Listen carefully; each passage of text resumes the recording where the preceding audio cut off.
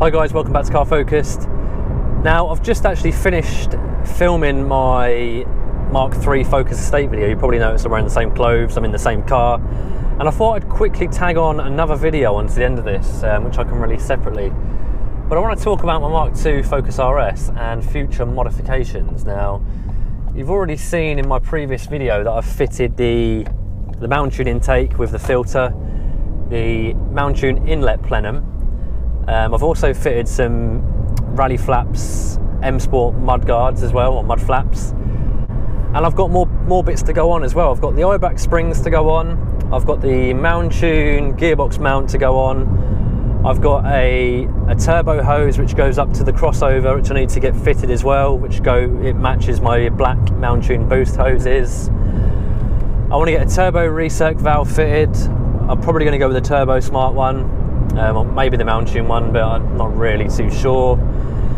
Now that's pretty much it at the minute. The car's obviously running the Super Chips Stage 1 map as well, but I want to take the car a bit further now. So I'm close to Stage 1, I'm close to Stage 2 mods.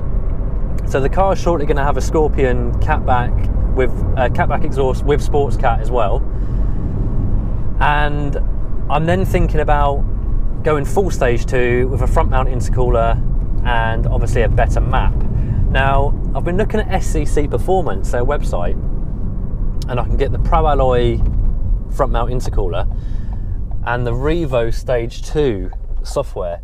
Now, I've never used Revo before, but I've heard quite good things about them with the Mark II Focus RS. I know they've got some really big power packages for that car. But what I like about the Revo Stage 2 is you don't need to change the injectors, you don't need to change the fuel pump. It basically optimizes the stock fueling system.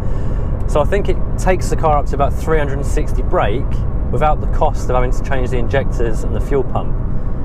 And also the car is almost kind of live mapped because it's all done at the workshop and they fit the map, the car's then taken out and data logged, and then it's tweaked up to suit your car, you know, your individual car, so it's not just a flash map.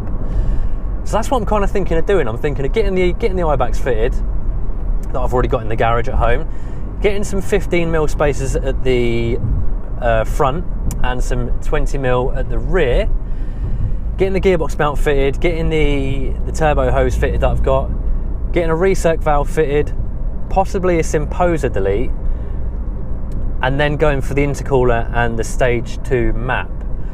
Now, after that, I really want to get the car polybushed. So I want to polybush underneath, try and get it, you know, feeling a bit more solid, a bit tighter. Maybe a rear anti-roll bar. I've heard good things about those as well. And then, yeah, I think that will kind of do for mods for the time being. I don't know if you've got any more recommendations because I'm still quite new to this Mark II modding scene. I need to change the brakes because the brakes are quite low at the minute now. The discs and the pads are running quite low. So I'm thinking for the time being, I'm going to the Nürburgring in July, so I might just chuck on a set of OEM discs and pads, a genuine Ford, and just changing the lines, just getting some braided brake lines. A guy on Instagram that I follow, he sent me a link to some Cosworth lines, and they're 75 quid on Partbox, and I'm thinking that's quite a good deal. So I might chuck some of those on, get the fluid changed, just to see if, you know, that'll improve the feel of the braking system, and chuck some stock discs and pads on. So yeah, that's the kind of plan I've got over the next year with the RS. And I'm not really too sure what to do with it after that. I probably really should focus on the bodywork, getting those rear arches done as well, because they're just starting to go.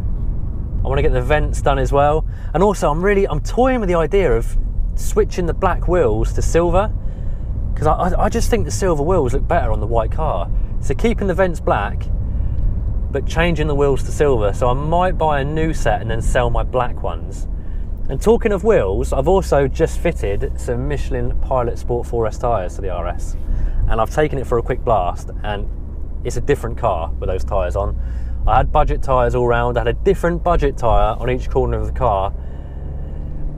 I don't know why, that's how it came from the garage I bought it from. So yeah, the car now is much more universal in the way it handles and the way it puts the power down. Traction is much better as well now through the power band. So yeah, I just thought I'd have a quick chat with you guys just about the modifications of the Mark II.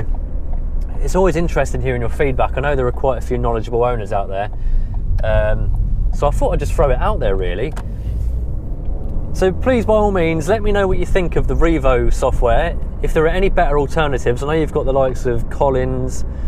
I think Mountune now, they're kind of shying away from the Mark II now. They're discontinuing items on the website and they're just becoming more difficult to get hold of. And I'm thinking I might just, move to a different tuner now. That's why I was thinking of Revo and having the guys at SCC possibly sort that out for me. So yeah, that's it for me. Just a quick one, just a quick chat about modifications. Let